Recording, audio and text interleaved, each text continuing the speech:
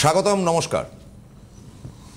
যে ভদ্রলোকের সঙ্গে বসি আমার মাঝে মাঝে মনে হয়, কারণ আপনারা যেটা আমাদের অনুষ্ঠান দেখেন সেটা তো অবশ্যই অ্যাস্ট্রোলজি, ঈশ্বরতত্ত্ব, ঈশ্বরবাদ, তো এই সমস্ত নিয়ে থাকে এবং তার মুগ্ধ করেন যাওয়ার মতন কথাগুলো শুনি। তারপর খুব মানে মনে হয় এক এক সময় যে অনেকটা বয়স হয়ে গেল আমার, অনেক আগে কেন আলাপ হলো না। অনেক আগে আলাপ হলে অন্তত আমার খানিক জ্ঞান বৃদ্ধি হতো, সেগুলো নিয়ে আমি অন্য অনুষ্ঠানও করতে পারতাম, সাবজেক্ট টু দ্যাট। দুর্ভাগ্য, but better late than never, তাকে আমি মিস করতে কোনোভাবেই রাজি না। সুতরাং যে কোনো কঠিন বিষয় রিলেটেড উইথ এনিথিংস, তা আমরা অ্যাস্ট্রোলজি করছি, অ্যাস্ট্রোলজির মধ্যেই থাকবো। No other than the great my friend দেবাচার্যজি। একদম, সবাইকে নমস্কার সকালবেলা। স্পেশালি কঠিন সময় একটা ওয়ার্ড ইউজ হলো। হ্যাঁ, আমার মনে হয় কঠিন সময় নিয়েই আলোচনাটা শুরু হোক। স্পেশালি শঙ্খযোগ নিয়ে আলোচনা আমি করব বলেছি, তো সেটা অবশ্যই থাকবে। যোগের আলোচনা থাকলে পরে আনন্দ লাগে যে এই যোগ যদি কোনো জাতক জাতিকার মধ্যে থাকে তাহলে জীবনে সে কী কী প্রাপ্তি করতে পারে। তার হয়তো স্টার্টিংটা খারাপ। এখানে আমি প্রথম আপনাকে ধরবো, হ্যাঁ, দর্শকদের একটা কথা বলবো। আপনারা শুনলেন কি বললেন উনি, যে শঙ্খযোগ থাকলে কার কার কি প্রাপ্তি হতে পারে। আরে মশাই, কার কার কি লুজ হতে পারে এটা না বললে আপনার মানে এই প্রফেশনে রয়েছেন কি করতে? না না, লুজ তো দেখুন আমরা সবাই কোথাও না কোথাও লস করছি, কোথাও না কোথাও আছে, এবং সেটা হচ্ছে নিজেদের বোকামোর জন্য। ভগবান কখনো আমাদের হাতে ধরে লস করান না, উনি আমাদের শিক্ষাটা দেন। তো তার প্রতি যদি অগাধ বিশ্বাস আসে না, দেখবেন একদিন আপনার লাভ লস এই সব কিছুর ঊর্ধ্বে আপনি। তো সেই জায়গা থেকেই আজকের আলোচনা, মানে স্পেশালি শঙ্খযোগটাকে নিয়ে আমি পরে আলোচনা করি। হ্যাঁ, লাভ লসের আলোচনা, বা জীবনে যারা ব্যবসায়ী আছেন, যারা প্রচণ্ডভাবে চেষ্টা করছেন জীবনে, এখনও পর্যন্ত স্ট্যান্ড করতে পারেননি, আমার মনে হয় আজকের প্রোগ্রামটা একটু হলেও তাদের জন্য। দ্বিতীয় জায়গাটা, মানে যেহেতু প্রসন্নার কিছু কিছু ওয়ার্ডের ওপর আমার না সাবজেক্টগুলো সেই সময় একটু ঘুরতে থাকে, তৈরি হয়ে এসেছিলাম শঙ্খযোগ নিয়ে, কিন্তু কঠিন সময় বললো। আমার মনে হয় এই সময়টার মধ্যে দিয়ে আজকের ডেটে প্রত্যেকটা মানুষ যাচ্ছে, তো কোথাও তাদের যদি একটু সুরাহা হয় তাহলে সেই জায়গায় আমার মনে হয় আমার এই প্রোগ্রামটা, এই 25 মিনিটের প্রোগ্রামটা সার্থক। নাম্বার 1। নাম্বার 2, অনেক ফ্যামিলির ক্ষেত্রে আছে আর্থিক অনটন বা বিভিন্ন দুর্দশাগ্রস্ত কারণে জর্জরিত। অনেকে বলবেন ফ্যামিলিতে সাড়ে সাথী আছে, থাকতেই পারে দাদা, কোনো অসুবিধা নেই, এটাকে নিয়ে এত বেশি ডিস্টার্ব না থেকে আলটিমেট আজকে যে কথাগুলো বলবো সেগুলোর মধ্যে একটা পার্ট হচ্ছে বারবারিক। বারবারিককে আমরা জানি, মহাভারতে দেখেছি, এবং বারবারিককে পৃথিবীর কোনোদিন কোনো শক্তির ক্ষমতা ছিল না যে তাকে মারবে, মৃত্যু হবে, বারবারিকের মৃত্যু হবে। এবারে বারবারিকের আরেকটা নাম ছিল 3 তীরওয়ালা, মানে 3টে মাত্র তীর ছিল, ওই 3টে তীরেই ও চাইলে পরে টোটাল কুরুক্ষেত্রটাকে শেষ করতে পারতো, মানে কুরুক্ষেত্রের যে যুদ্ধের ঘটনা ছিল। কিন্তু মাকে কথা দিয়ে এসেছিল যে মা, যে হারছে আমি তার জন্য আছি। তো এবারে তো যে হারবে আমি তার জন্য আছি। তো মার কাছে কথা দেওয়া, সেই ছেলে কখনো অন্যদিকে যাবে না, এটাই খুব স্বাভাবিক। তো হঠাৎ শ্রীকৃষ্ণের সাথে দেখা হলো, শ্রীকৃষ্ণ যখন জিজ্ঞাসা করলো, জিজ্ঞাসা করার পরে কথাবার্তা হতে হতে বলছে না আমি মাকে কথা দিয়ে এসেছি। বলছে তুমি যদি মাকে কথা দিয়ে আসো যে হারছে তার সাথে তুমি এসো, তাহলে তো এই যুদ্ধ কখনোই শেষ হতে পারে না। তো তোমার কাছে 3টে তীর আছে, তুমি যদি এত ভালোই তীরন্দাজ হও, আমাকে একটা তীরে গাছের প্রত্যেক কটা পাতার মাঝখান থেকে ছেদ করেছে দেখাতে পারবে? বললো কোনো অসুবিধা নেই, আমি দেখিয়ে দিচ্ছি। মানে বারবারই তীর মারলো এবং গাছের প্রতিটা পাতার মাঝখান দিয়ে গিয়ে তীরটা এসে শ্রীকৃষ্ণের পায়ের সামনে পড়লো। যখন পড়লো, পড়ার পরে শ্রীকৃষ্ণ বললো না, সব কটা গাছের পাতার মধ্যে দিয়ে যায়নি, একটা পাতা বাকি আছে। এটা শ্রীকৃষ্ণের কি বলবো, ছলনা বলতে পারেন, চালাকি বলতে পারেন। যুদ্ধক্ষেত্রে যেভাবে উনি রচনা করেছিলেন সেইভাবে এগোনোর জন্য তার একটা পরিকল্পনা বলতে পারেন। একটা পাতা সেই গাছের উনি পা দিয়ে ঢাকা রেখেছিলেন এবং বললেন না এই পাতাটাই শুধুমাত্র বাদ গেছে, বাকি সব কটা পাতাই গেছে। বারবারিকের বুঝতে দেরি হয়নি যে ইনি আমার গুরুদেব। বারবারিক হাত জোর করে বললেন আপনি আমার গুরুদেব, আমি আপনার কাছে শিষ্য। তো বললো ঠিক আছে, গুরু যদি তুমি আমাকে মেনেই থাকো তাহলে তুমি আমাকে তার দক্ষিণা দাও। বললো কি চাই বলুন? বললো তোমার দেহ থেকে মস্তকটা আলাদা করে আমাকে দাও। হ্যাঁ, একদম।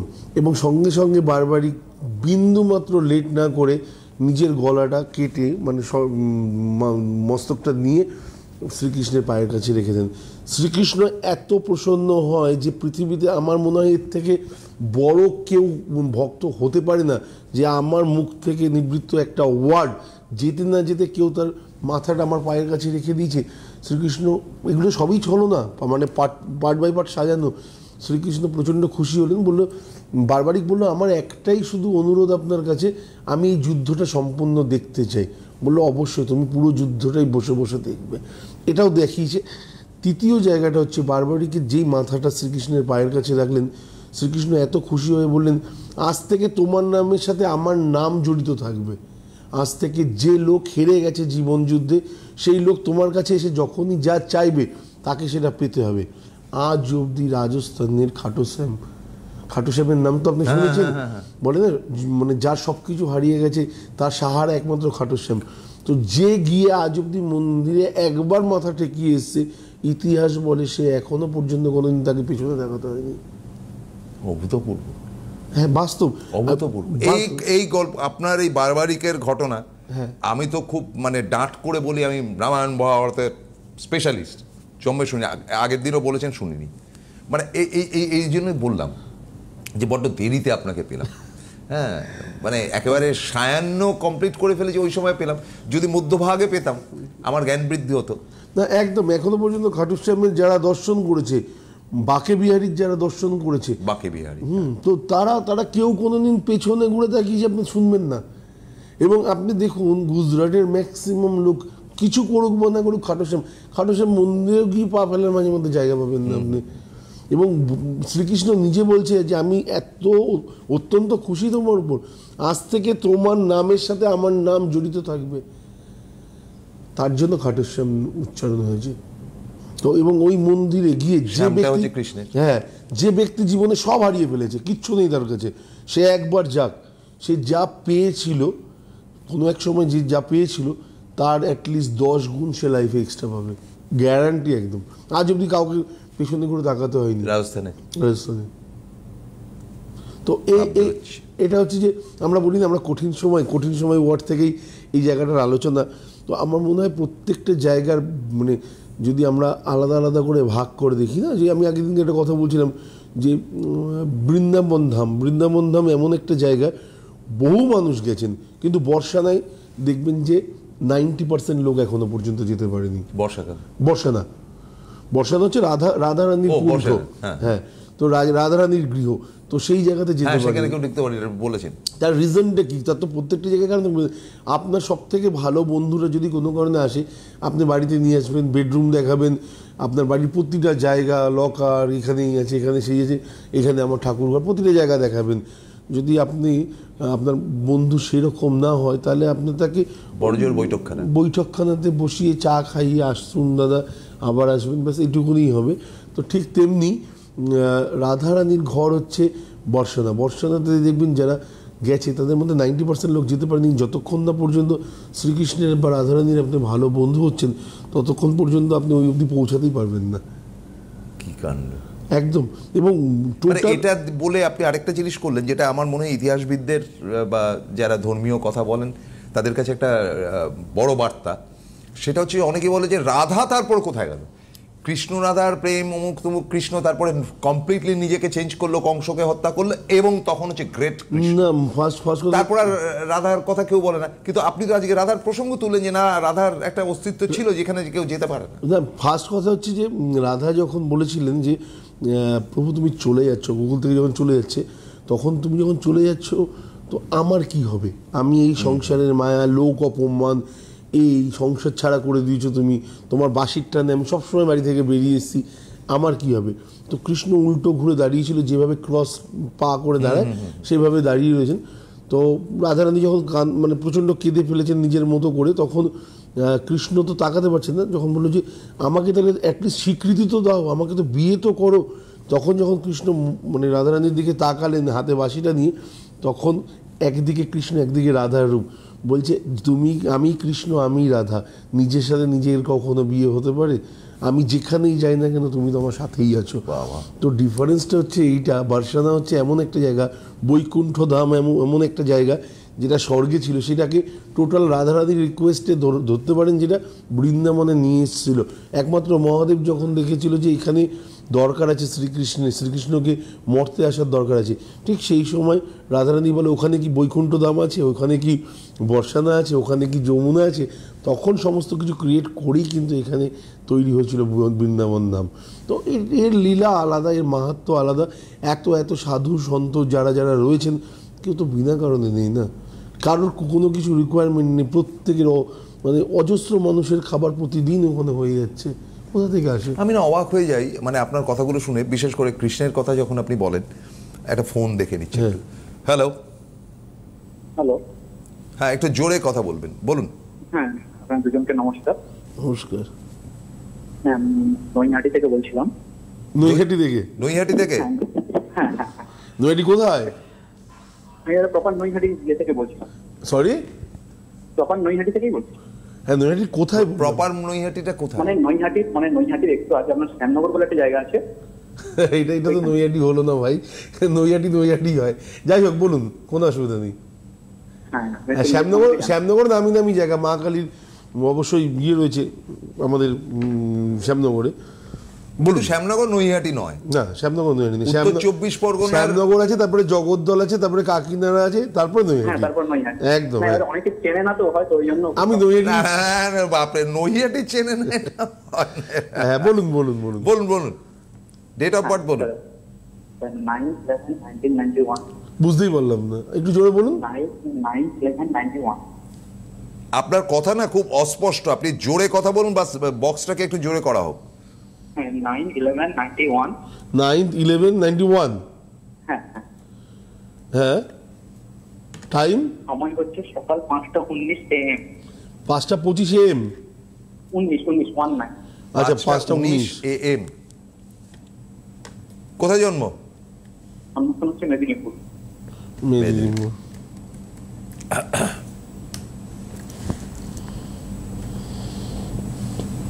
বেশ।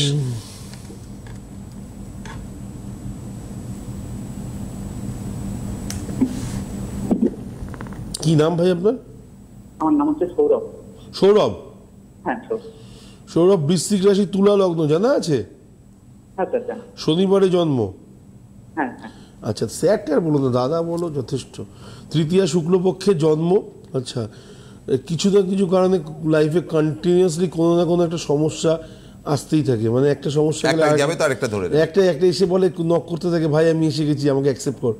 আচ্ছা, দেবারি গণ। ওকে, নিচস্থ হচ্ছে শুক্র। আচ্ছা, শনি হচ্ছে সক্ষেত্রী। Okay fine. বকরি। Okay fine.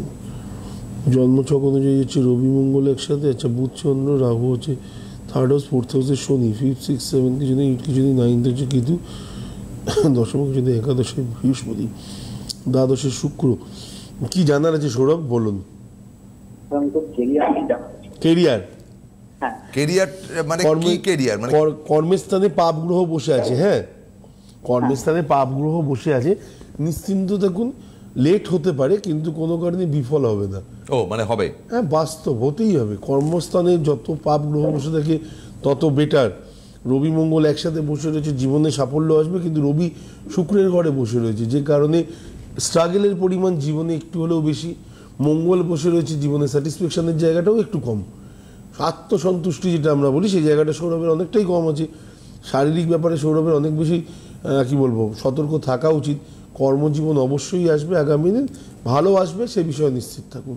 আমার মনে হয় না ওটাকে নিয়ে এত বেশি টেনশন করার কি আছে, কোনো কারণ আছে।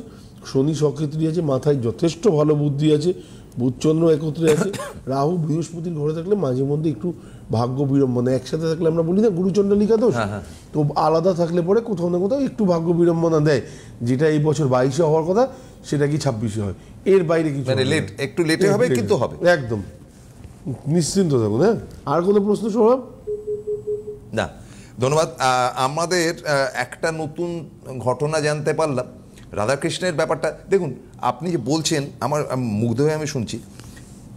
সুনীল গঙ্গোপাধ্যায় সাহিত্যিক, আপনি তো সাহিত্য এলাকার মানুষ, মানে পণ্ডিত জগতের মানুষ। নীললোহিত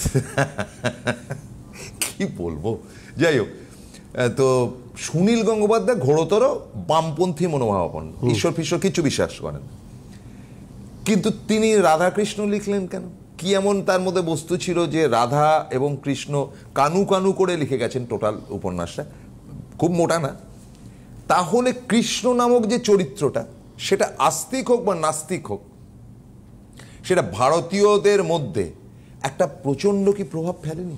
আপনি মানে আমার বলতে টিভিতে বসে কোনো দ্বিধা নেই, আমির খানের মতো একজন কি বলবো সুপার ডুপার হিট হিরো, যিনি বলেন আমার লাইফের ফার্স্ট ক্যারেক্টার হচ্ছে শ্রীকৃষ্ণ, তো এর থেকে বড় প্রাপ্তি কি আছে? যদি তারপরেও আমরা মানে আমি বাঙালিদেরই কি বলবো, তো আমাদের মধ্যে সেই সচেতনতা বোধ বা আমাদের মধ্যে সেই স্বাস্থ্য সম্পর্কীয় যদি জ্ঞান বা ধ্যান ধারণাগুলো আলোচিত না হয় না, তাহলে সেটা কোথাও না কোথাও আমি মনে করবো অন্যায়। আলোচনাটা কোথায় হচ্ছে এবং কীরকম হচ্ছে, কেউ যদি আমার ধর্মকে নিয়ে খুব বেশি হাস্যকর জায়গায় পৌঁছায়, তার উত্তর দেওয়ার জন্য যেন আমি রেডি থাকি, এইটুকুনি জ্ঞান যেন আমার মধ্যে থাকে। তো এইটার জন্য আমার মনে হয় যে প্রত্যেকটা বাড়িতে একটু আলোচনা তো অবশ্যই শাস্ত্র বিষয়ে সচেতনতার দরকার আছে, কারণ আমার মনে হয় যে শাস্ত্র এমন একটা জিনিস যে শাস্ত্র বিষয়ে জানবে, সে শাস্ত্র এবং শস্ত্র দুটো ব্যাপারই জ্ঞান হয়ে যাবে তার। তো সে জানবে যে তার ইউজ কোথায় করতে হয়, সে তার মানুষের মধ্যে এতটাই কন্ট্রোল পাওয়ার এনে দেয়। তো আমরা প্রত্যেকটা মানুষকে দেখি এবং প্রত্যেকটা মানুষের জন্মছক নিয়ে আলোচনা করি।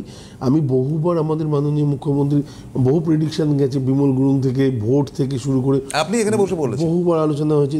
না, তার থেকে বড় কথা হচ্ছে যে আপনি লেটেস্ট যেটা বলেছেন পাহাড়ের ধ্বংসের পর, এই রিসেন্ট, এখানেই শেষ নয় না। আপনি গতকালের বৃষ্টিটা দেখেছেন? একদম, মানে সেদিনকে রাত্রে হয়েছিল বলে মানুষ রিয়েলাইজ করেনি, কিন্তু গতকাল বৃষ্টি। এবং পাহাড়েরই এক ভদ্রলোক কালকে আমাদের এখানে এসেছিলেন, তার সঙ্গে ফিরছিলাম, ওইখানকারই মানুষ, মানে নর্থ বেঙ্গলের এসটি। তিনি বললেন যে সিচুয়েশন হয়ে রয়েছে আবার একটা ঝাপটা আসতে পারে। তখন আমার হঠাৎ করে ছিল সঞ্জয়, তা আমার মনে হলো এর পূর্বাভাস তো দেবাচার্যজি ইতিমধ্যেই দিয়ে গেছেন। না, মেন ব্যাপার কী বলতো, এইগুলো না পার্ট এক একটা লাইফের, যে কোথাও না কোথাও আপনি দেখবেন যে আমাদের ভারতবর্ষ যদি ম্যাপটা দেখেন, আপনি দেখবেন সব থেকে যদি কোথাও ক্রাইম বা রেপের ব্যাপারটা বেশি পরিমাণ ঘটে থাকে, দেখবেন দিল্লির দিকে হয়। হ্যাঁ, ওই দিকটা হয়ে থাকে। তো কেন এই দিকটা কিসের জন্য হচ্ছে, আমি এটা আলোচনা করেছিলাম, এর বিষয়ে আমি আরও আলোচনা করব। আপনি দেখবেন না কলকাতাতে কোনোদিনও ব্লাস্ট রিলেটেড বোম ডিস্টার্ব এরকম কোনো ঘটনা, বড় বড় শহরে সব জায়গাতেই প্রায় হয়ে গেছে। হ্যাঁ, কলকাতাতে আমি যদি ভুল না করি শিয়ালদা প্ল্যাটফর্মে 95-96 একটা ছোটোখাটো ঘটনা ঘটেছিল, হ্যাঁ, কিন্তু মেজর কিছু কোনোদিনই হয়নি।